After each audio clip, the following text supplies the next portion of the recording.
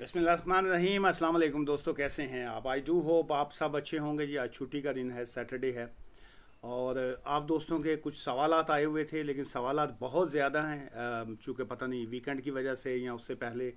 बहरहाल मैं कोशिश करूँगा कि ये 2-3 वीडियोस में जो है वो आपके तमाम सवालात जो आपने पिछले 3-4 दिनों में छोड़े हैं, मैं सभी के जो है वो जवाबात जो हैं वो वीडियोस में मैं लाजमी तौर पे आपको दूंगा। और ये 10-12-15 मिनट की ये वीडियो होगी, और इसी तरह सेकंड वाली भी ऐसी और थर्ड वाली भी ऐसी, ताकि आपके 5-6 सवालात जो हैं वो ईच वीडियो में जो है वो मैं शामिल करता रहूँ। चलिए, आज के जो सवालात हैं आपके इमिग्रेशन वो स्टार्ट करने से पहले एक और चीज़ मैं आपको बताता जाऊँ कि यहाँ पे मैं सिर्फ आपको जो इन्फॉर्मेशन होती है वो मैं देता हूँ। It's not a legal advice. Legal advice के लिए जो है आपकी फ़ाइल देखना, आपके डॉक्यूमेंट्स को देखना, आपसे बात करके आपकी चीज़ों को जानने के बाद जो दी जाती है उसको लीगल एडवाइस कहा जाता है। अब आज भी आफ्टरनून टाइम पे किसी साहब की कॉल आई, उन्होंने कहा जी कि डिवोर्स के ऊपर कितना टाइम लगता है। जब उनको कहा गया कि जी आप ऐसे कीजिए, अपनी लीगल एडवाइस बुक कर लीजिए,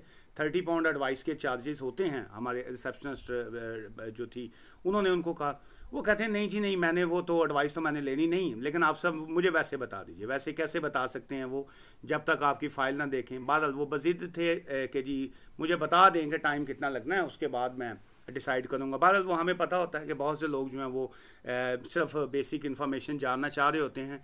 वो वैसे ही चक्कर देते हैं वकीलों को कि जी हम केस भी आपसे करवाएंगे, एडवाइस भी दे लेंगे, ले लेंगे, 30 पाउंड भी पे कर देंगे, 50 पाउंड कंसल्टेशन ऑफिस आने के भी दे देंगे। आप ऐसे नहीं है, सिर्फ ये थोड़ा सा बता दें। एनीवेज वो हमें पता होता है। बहरहाल फिर भी हम वो बाज़ का कोऑपरेट करते हैं। अच्छा, अब उनको बता दिया कि जी के इस पे एवरेज टाइम जो है वो 1 साल लग जाता है। अच्छा, अब उन्होंने कहा जी वो मैंने तो किसी और से पूछा है, वो कहते हैं जी कि इसमें 2.5 साल भी लग सकते हैं।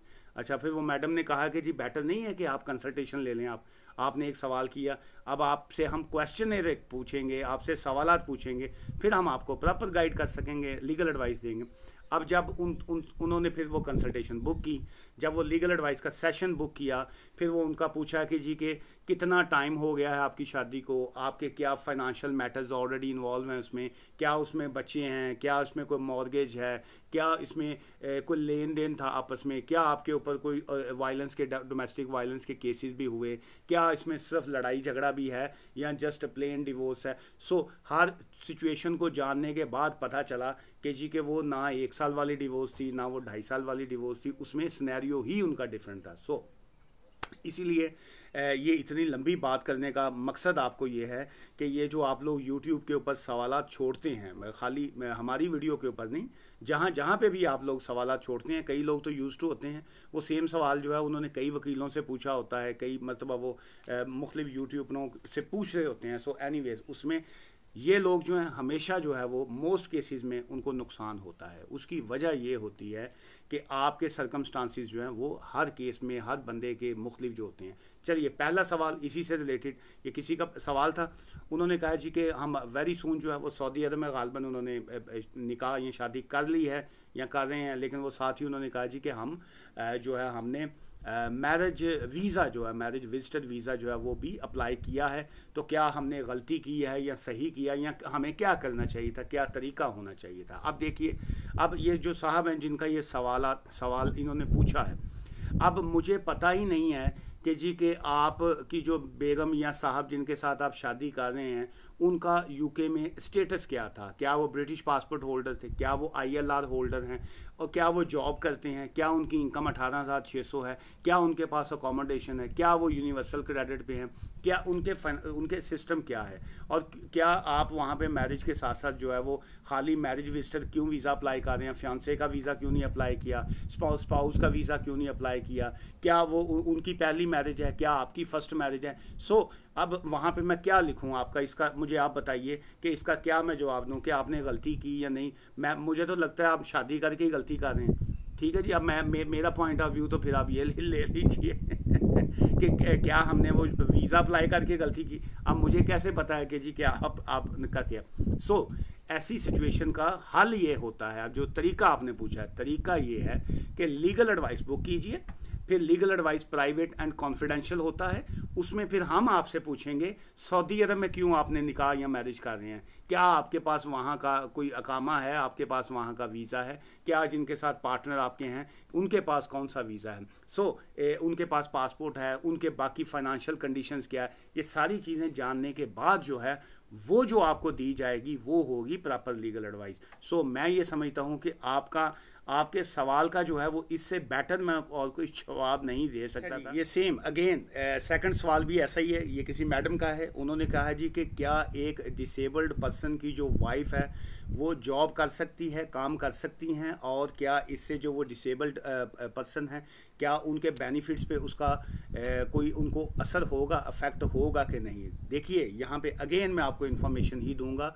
बेसिक वाली, आपके सवाल से रिलेटेड नहीं। उसकी वजह यह है कि आपके अब सवाल में मुझे मज़ीद जानने की ज़रूरत होगी वो जो डिसेबल्ड शख्स हैं जिनके वो आपका उनसे रिलेशनशिप क्या है, क्या आप उनके साथ मैरिज में हैं, क्या आपकी जो मैरिज है वो रजिस्टर्ड मैरिज है, क्या आपका जो आपके पास जो वीज़ा है वो कौन सा है, क्या आपके पास स्पाउस का वीज़ा है, क्या आप स्टूडेंट हैं तो आपने लिखा है कि काम की इजाज़त है, या आपके पास स्किल्ड वर्कर वीज़ा है तो तब आपको काम की इजाज़त है, या आप असाइलम सीकर हैं और आपको काम की इजाज़त है लेकिन आप उनके साथ में वैसे रह रही हैं और एज ए पार्टनर शो किया है, या कोई आपका रिलेशन नहीं है तो आपके पास फ़िलहाल असाइलम सीकर हैं, आपके पास काम की इजाज़त है लेकिन फ्यूचर में आपने रिलेशनशिप की बेस के ऊपर उनकी एप्लीकेशन डाल, आई डोंट नो कि आपके अपने सर्कमस्टांसिस क्या हैं। अब आपका जो सवाल है कि जी कि क्या डिसेबल्ड पर्सन के बेनिफिट पे असर पड़ता है, ऑब्वियसली वो एक तो असर इस अंदाज में पड़ता है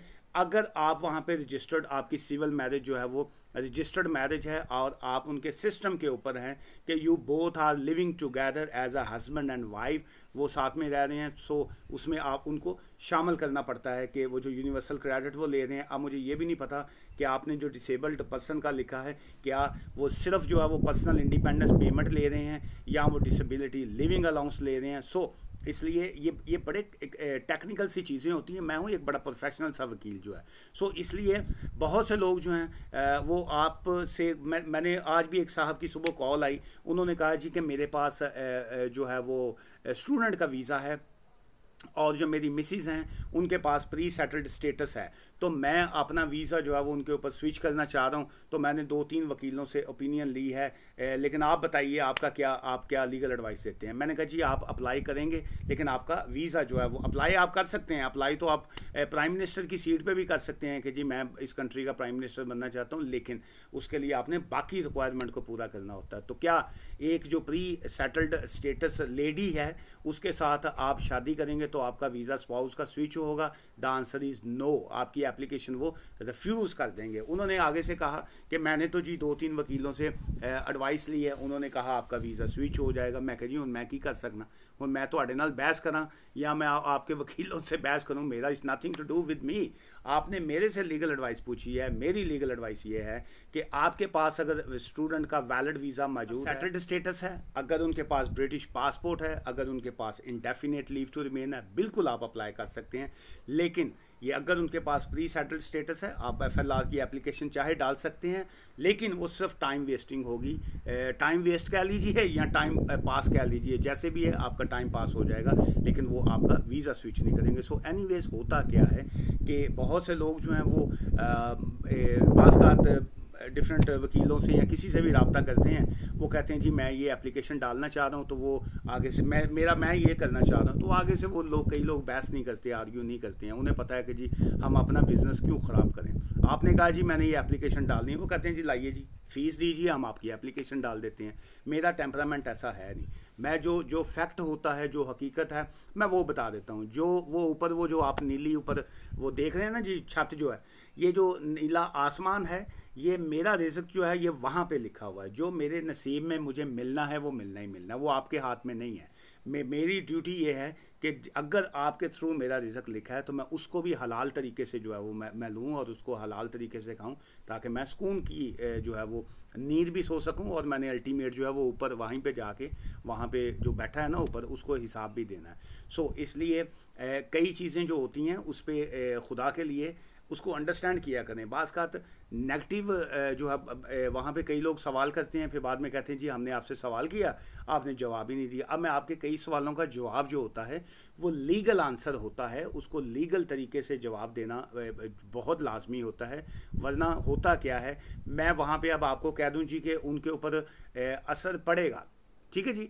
अब उसके बाद आप प्रॉपर किसी वहाँ पे बेनिफिट एडवाइज़र के पास चले जाएं, वो आपसे फ़ीस लेंगे। मैंने तो ना फ़ीस ली ना मैंने कुछ किया। अच्छा, उल्टा होगा क्या, आप उल्टा मुझे गाली देंगी कि लें जी मैंने तो वहाँ से उनसे पूछा, वो बड़ा जी वकील बनी फिरदा सी, तो वहाँ पे उन्होंने मुझे रॉन्ग एडवाइस दी, मुझे गलत एडवाइस दी। एक तो मेरी क्रेडिबिलिटी डैमेज हो गई, सेकंड मैंने वहाँ पे वो अपना सब्सक्राइबर एक गवा दिया, थर्ड मुझे फ़ायदा क्या हुआ इस चीज़ का। सो इसलिए मैं हमेशा यही कहता हूँ कि बेटर ऑप्शन, मेरी इज़्ज़त भी इसी में बचती है और आपका भी इज़्ज़त बचती है। अगर आप एक लीगल कंसल्टेशन अपनी बुक करेंगे, लीगल एडवाइस का सेशन बुक करेंगे, फिर मैं आपकी सिचुएशन जानूंगा कि आपका रिलेशनशिप क्या है उनके साथ रहने के लिए। सो ऑलवेज जो होता है, हर केस के डिफरेंट सिनेरियोज होते हैं। सो बेनिफिट पे अफेक्ट होता है, बिल्कुल होता है, अगर वो जो है आप मैरिज अगर आपकी रजिस्टर्ड है और साथ में अगर आप काम कर रहे हैं, अगर आप हैं ही उनके केयरर, जैसे वो डिसेबिलिटी लिविंग अलाउंस ले रहे हैं, तो अगर आप उनके केयरर हैं तो डिसेबिलिटी लिविंग अलाउंस भी उनको मिलती रहेगी, आपको उनके केयरर अलाउंस भी मिलते रहेंगे। लेकिन आप हैं ही, अगर आप स्टूडेंट हैं, आपको काम की इजाज़त ही 20 घंटे है, तो आप जो है वो आपका तो उनके साथ रहने से कोई बेनिफिट पे उनका असर ही नहीं पड़ेगा, चूँकि आपका ताल्लुक ही कोई नहीं है। अच्छा, अब आप एज अ पार्टनर उनके साथ रह रहे हैं तब भी कोई फ़र्क नहीं पड़ेगा। अगर मैरिज रजिस्टर्ड है तो अगर आप काम नहीं कर रही हैं और वो सिर्फ वही काम कर रहे हैं और वो डिसेबिलिटी लिविंग अलाउंस ले रहे हैं, तो तब भी कोई फ़र्क नहीं। सो इसलिए ये बड़ा मुश्किल होता है ये एक एक इस तरह के मुख्तलिफ पॉइंट्स को जो है वो वहाँ पे इस तरह की वीडियोस में बताना। अच्छा, आज का जो ये तीसरा सवाल है आज की इस वीडियो में, बाकी जो है वो मैं नेक्स्ट वीडियो में मैं शामिल करूँगा, वो ये है जी कि 24 जनवरी को जो है नेक्स्ट ईयर जो है 24 जनवरी जो है दैट्स अ डेडलाइन, कि कोई भी स्टूडेंट जो है वो जब फ्यूचर में आएगा वो अपनी वाइफ को या बच्चों को साथ में नहीं ला सकता। ये जो अंडर ग्रेजुएट थे वो तो ऑब्वियसली पहले ही अलाउ नहीं था, ये जो ग्रेजुएट लेवल के या मास्टर डिग्री लेवल के थे, लेवल 6+ जो थे 7, वो ला सकते थे। अब 24 जनवरी के बाद वो भी नहीं ला सकेंगे। सिर्फ पीएचडी जो पीएचडी कर रहे होंगे सब, वो अपने वाइफ और बच्चों को स्टिल 24 जनवरी के बाद भी ला सकेंगे। सो एक तो अब ये, अच्छा एक तो ये पॉइंट आ गया। सेकंड ये है कि जब तक वो अपनी डिग्री मुकम्मल नहीं होगी उनकी, जब तक उसको पास नहीं वो करेंगे, वो स्किल्ड वर्कर वीज़ा पे वो स्विच भी नहीं हो सकेंगे। सो अब आपके पास जो है जो टाइम फ्रेम है वो 24 जनवरी तक का है। 24 जनवरी तक अगर आप स्टूडेंट हैं, आप जहाँ पे भी आप काम कर रहे हैं, एक तो जो है वो एज सुन एज़ पॉसिबल अगर आप स्किल्ड वर्कर वीज़ा पे जाना चाहते हैं तो आप जो है क्या कहते हैं उसको, अगर आप जहाँ पे काम कर रहे हैं आप उनसे भी बात कर सकते हैं। अगर वो, क्योंकि बहुत से लोगों को पता ही नहीं है कि वो स्पॉन्सर लाइसेंस जो है वो अप्लाई कर सकते हैं नहीं। एक स्टूडेंट आए येस्टरडे मेरे पास, उन्होंने कहा जी कि वो किसी केटरिंग जो है वो वहाँ पे काम कर रहे हैं जी, और वो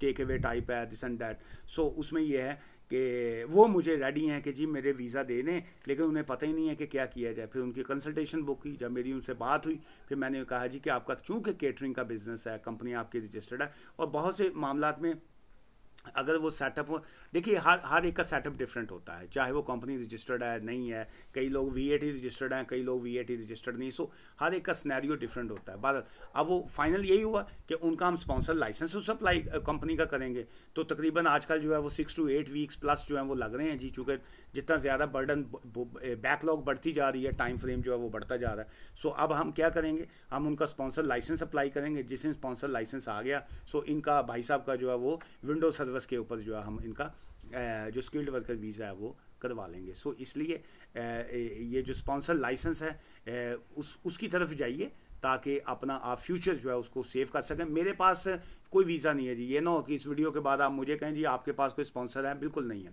उसकी वजह ये है कि मैं इस तरह के लेन देन के बिज़नेस में मैं शामिल नहीं होता हूँ। मैं वकील हूँ, मैं सिर्फ अपनी प्रैक्टिस करता हूँ। उसमें बहरहाल जहाँ पे आप, अगर आप स्पॉन्सर का लाइसेंस अप्लाई करना चाह रहे हैं या आप स्किल्ड वर्कर वीज़ा अप्लाई करना चाह रहे हैं, सो लीगल वर्क के लिए, कानूनी काम के लिए बिल्कुल आप हमसे रब्ता कर सकते हैं। बारी लॉ एसोसिएट, हम लोग ब्रैडफर्ड में होते हैं जी। आप यहाँ पर आना चाहें आ जाइए, वरना चूँकि बहुत से हमारे क्लाइंट्स कोई स्कॉटलैंड में है, कोई लंदन के उस कोने में बैठा हुआ है, कोई कहीं पे बैठा हुआ, उनके लिए बड़ा मुश्किल होता है आना।